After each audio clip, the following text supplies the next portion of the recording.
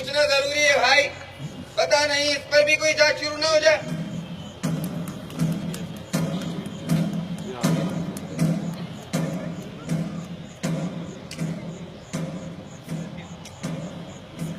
आदाब और रेहान भाई। आदाब। पहचाना?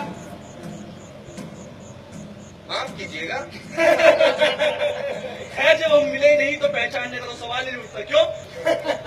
कभी कभी पहचानने के लिए मिलना ही काफी नहीं रहता, जानना भी जरूरी है। और हम तुम्हारे बारे में इतना सब कुछ जान गए हैं कि मिलना कोई मायने नहीं रखता। क्या जानते हैं मेरे बारे में? यही कि पिछले 4 दिनों में तुम कहाँ कहाँ गए, किस किस से मिले और कितनी देर तक मिले। इस खाकसार पर इतनी मेहरबानी की वजह? मेहरबानी के लिए हमेशा कोई वजह नहीं होती, कभी कभी हम बिना किसी वजह के भी मेहरबानियां करते रहते हैं। क्यों? खैर ये बताओ, हमारे आने तक हमारे आदमियों ने रोके रखा, बुरा तो नहीं लगा? अब लगा भी हो तो भाई हम क्या कर सकते हैं? तुम तो जानते हो हम जिस माहौल में काम करते हैं। Yes, please. Thank you. उससे लाइफ स्टाइल में थोड़ी रफनेस तो आ ही जाती है। क्यों? Sorry, it's injurious to your health. Naturally. हमारे मिलने का अभिप्राय कोई इंक्वायरी इंटरोगेशन नहीं है, just we will share some opinion. लेकिन मैं अपने दोस्त से मिलने आया हूँ। हमें श्री प्रशांत वर्मा को लोकेट करें। दरअसल हमारे विभाग ने प्रशांत वर्मा को एक खास मिशन पे लगा रखा है। वो पिछले 3 महीने से आतंकवाद पर एक रिपोर्ट तैयार कर रहे हैं, जिसमें यह पता लगाने की कोशिश कर रहे हैं कि आतंकवाद की जड़ कहाँ पर है और कहाँ से आतंकवाद पनप रहा है। और हाँ, श्री प्रशांत वर्मा जहाँ पर भी तैनात है वहाँ पहुँचने में तुम्हें काफी कठिनाइयाँ हो सकती है। इससे बेटर होगा कि उन्हें हम यहीं बुला लेते। क्यों? और हम तो खड़े होकर क्यों बात कर रहे हैं, बैठकर भी बातें कर सकते हैं। तो तशरीफ रखिए। शुक्रिया। ओह सॉरी, बातों बातों में हम अपना तारुफ कराना तो भूल ही गए। बिना किसी तकल्लुफ के बता दूं कि हम लोग एटीएस से हैं। मैं हूँ एसीपी राघवेंद्र सिंह और ये है एसपी असदुल्ला खान और आप एएसपी भरत सिन्हा। और इनको तो आप जान ही गए होंगे, ये इंस्पेक्टर शर्मा। और आप कौन से बोलते हैं शंकर? बहुत खुशी हुई आप लोगों से मिलकर। तो चलो, कोई तो मिला जिससे खुशी हुई, तो वरना हम लोगों से मिलकर तो लोगों की पची खुशी भी काबूल हो जाती है। क्या बात है शर्मा जी, चाय वाय कुछ नहीं? क्या लेंगे सर? मेहमानों से पूछो। चाय या कॉफी? मेरे लिए तो स्पेशल चाय।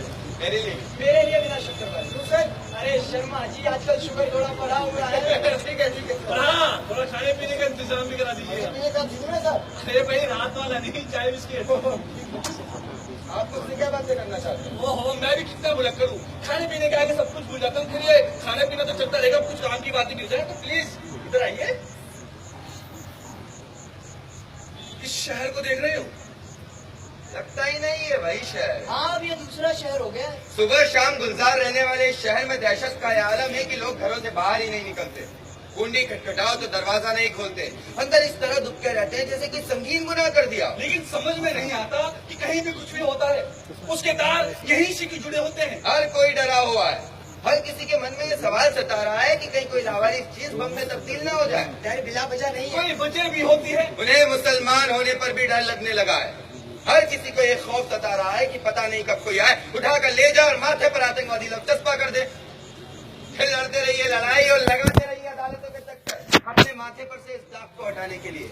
लेकिन ये इतनी आसानी से कहाँ मिटता? यही डर तो आतंकियों के लिए मुफीद साबित हो रहा है। एक अजीब तरह के अलगाव का एहसास घर कर गया है। भाई, तुम तो एक फाजिल पत्रकार हो, लोगों में तुम्हारी गहरी, मुझे लगता है इन सवालों की गहराई में जितना तुम जा सकते हो उतना और कोई नहीं। ये तो आपकी जरा नवाजी है। 19 नवंबर का दिन याद है?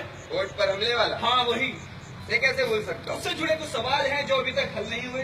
कौन से? Let me tell you. उस दिन कोर्ट में दोपहर के समय जगदम्बा मंदिर में जो आतंकी हमला हुआ था, उसकी सुनवाई चल रही थी। पूरा कोर्ट रूम खचाखच भरा हुआ था, यहाँ तक कि इलेक्ट्रॉनिक्स और प्रिंट मीडिया के लोग भी वहाँ पर मौजूद थे। लगभग दोपहर के 2 बजे का वक्त था। तभी एक व्हाइट कलर की एम्बेसडर कार जैसे ही गेट की तरफ आती है, गार्ड उसे रोकने की कोशिश करता है। उसमें से 5 लोग उतरते धर धर गोलियां चलाना शुरू कर देते हैं। वो 5 के 5 लोग कोर्ट रूम में घुसने की कोशिश कर रहे हैं। बरामदे में पहुंच चुके हैं, पिलरों का सहारा लेते लेते गैलरी में आ गए हैं।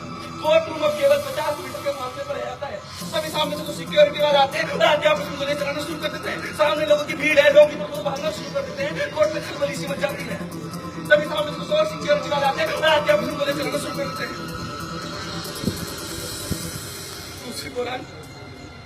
उसी दौरान हमारे एक सिपाही को गोली लग जाती है। वो लोग और करीब आ जाते हैं। कोर्ट रूम अब केवल 10